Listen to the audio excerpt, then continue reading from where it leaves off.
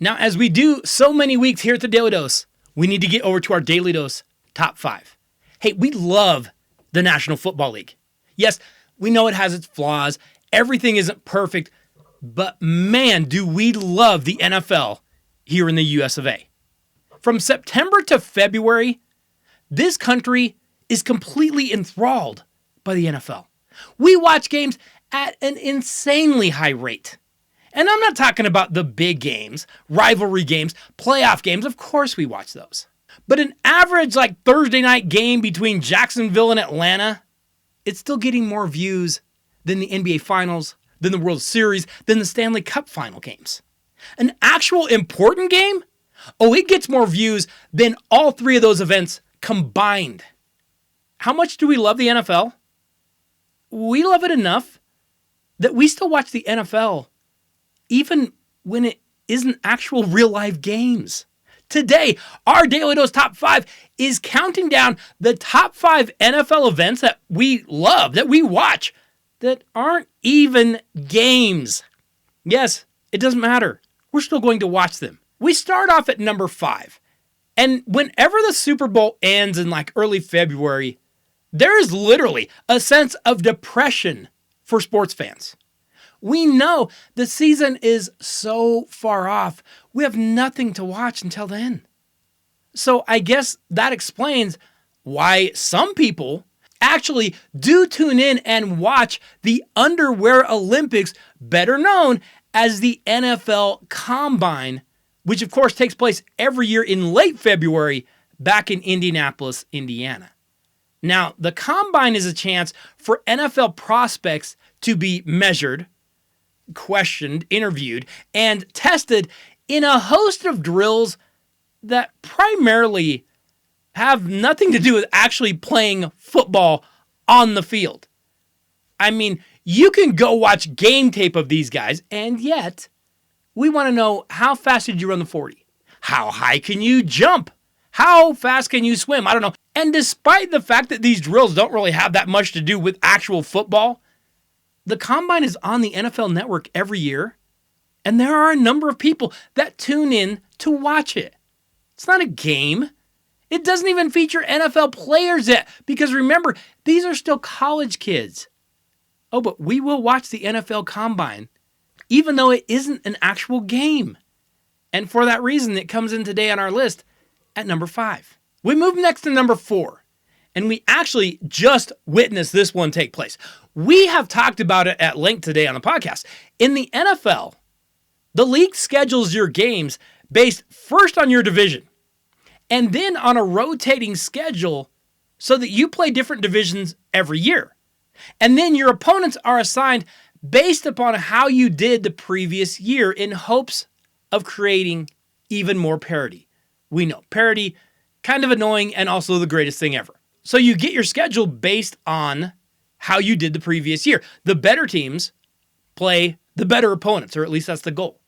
The lesser teams get lesser opponents. So the bottom line is this. When your season ends in the NFL, you know who you're going to play next year. And you even know where you will play them, whether it's home or away. And yet, we love when the NFL releases their official schedule, because we want to know who's getting those primetime games, who's going to be on Monday night, who's going to be on Sunday night, who's going to be on Thursday night, who's going to play on Thanksgiving this year, who could be playing, around Christmas or New Year's Day or whatever, who gets that big opening game, that Thursday night, week 1, who's going to be playing in that one? When is your team's bye week? Because, if it's too early, your team could break down late. If it's too late, you might have a lot of injuries. When is that bye week going to take place? Do you play any games overseas? The NFL schedule release is yet another event that involves no actual games. Oh, but it doesn't matter, because we love the NFL and we are still going to be watching. And it comes in today at number 4. Up next at 3, we arrive at a date that every year brings genuine excitement. But that date isn't actually the same for everyone. And yet, when you find out the date that your favorite team opens their training camp, oh, it's a pretty exciting day. Now, maybe you actually go to training camp and you attend it in person. I did that every year growing up. The Denver Broncos used to hold their training camps up in Greeley at the University of Northern Colorado. And we would make the drive up there. You'd arrive early. You'd go check out some of the merchandise maybe they were selling. And then you'd set up a lawn chair and you'd watch across a field over a rope and see the team going through their drills, maybe even scrimmaging a little if you got a lucky day. And now the Denver Broncos hold their training camp at Dove Valley at their complex. Hey, I've taken my own kids to see it. You get to see the players up close. You get to see them in person. It's free to go in. And you're not watching games, but you're watching practice or something like that. Now, maybe you attend training camp in person. Or maybe when training camp opens, you just tend to listen a little closer to sports news. Or watch even the training camp recaps. Because you want to find out who looked good. How did this rookie look? Does he look like he can play? Who got hurt? Did we have a big injury? Or who got in a big fight that day? But when NFL training camp opens, we tend to tune in. And we want to try to watch as much of it as we can. Again, no games involved, but we will watch NFL training camp. We arrive at the number 2 event that isn't even a real game that we still watch like maniacs because we just can't get enough of the NFL. And we reach a little bit of a weird one. Because I've said, these aren't games on our top 5 today. Well, our number 2 entry sort of is games, but not really games. I know it's kind of confusing. But remember, the NFL labels their preseason games not as games, but as exhibitions. They don't actually count. They are glorified practices that, I might add, the league still charges full price for. But we do watch some of this nonsense. We especially watch the first games. And we tune in for like the Hall of Fame game that is getting earlier every single year, it seems. But then we watch our personal favorite team's first game. And you watch it for about 5 minutes and then you realize, yeah, this is really, really bad football.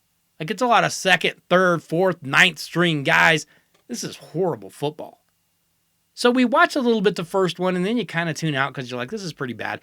But then we tune back in for like the second or third exhibition game. Because that second or third game sometimes serves as like a dress rehearsal. And the starters will play into the second half sometimes. And we will full on watch that. Now, do these exhibition games mean anything? No, they don't. Not at all. And it's really hard to get a good read off of those games even. Because even if, say, you have 10 starters on the field, the ball's going to undoubtedly find that 11th guy that has no idea what they're doing. NFL preseason games, they're a complete joke. Like, I understand why we have them. I get why the NFL owners want them because they give them more money. But, like, as a fan, they're really horrible to watch. And again, understood, as a coach, you want them because you do want to put these guys kind of in live simulated situations and see how they respond. You're trying to make your roster cuts. They're horrible games, though. They're terrible to watch. But we're still watching them. Oh, we're still going to tune in. Make no mistake about that. And in fact, there are even some degenerates out there that are still gambling on them. That, by the way, might be the lowest of the low. If you're gambling on NFL preseason games, you need to seek some help. But NFL preseason games come in today at number 2.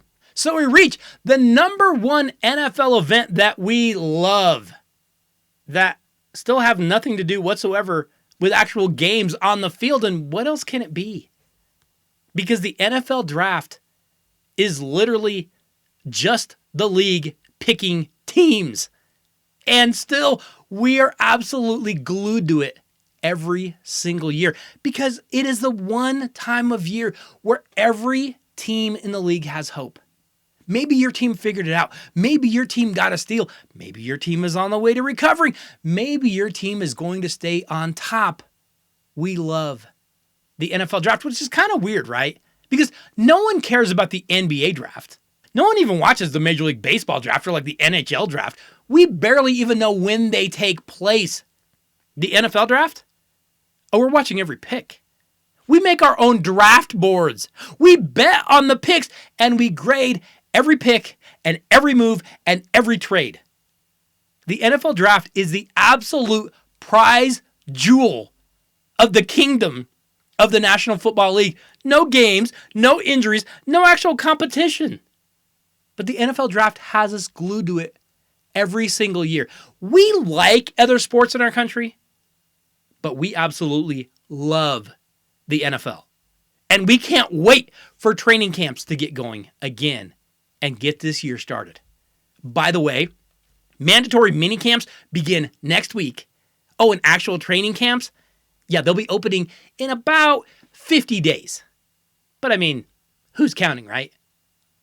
Okay, YouTube, make sure you go over and you check out the rest of the podcast. This week on The Dose, we are talking some breaking sports news, looking a little bit at some playoffs going on. But then we are looking at some of the best games coming this fall on that NFL schedule. It's not just the NFL, though. We're also looking at some of the best games in the early non-conference college football schedule, too. Trust me, there's some really good games out there you're going to want to watch. And it just kind of makes you want that time of year to get here already. So be sure you go over and you listen to the full podcast. I will leave a link here in the comments on YouTube for you. Hope you all are doing well. I will see you all next Wednesday. Have a great week.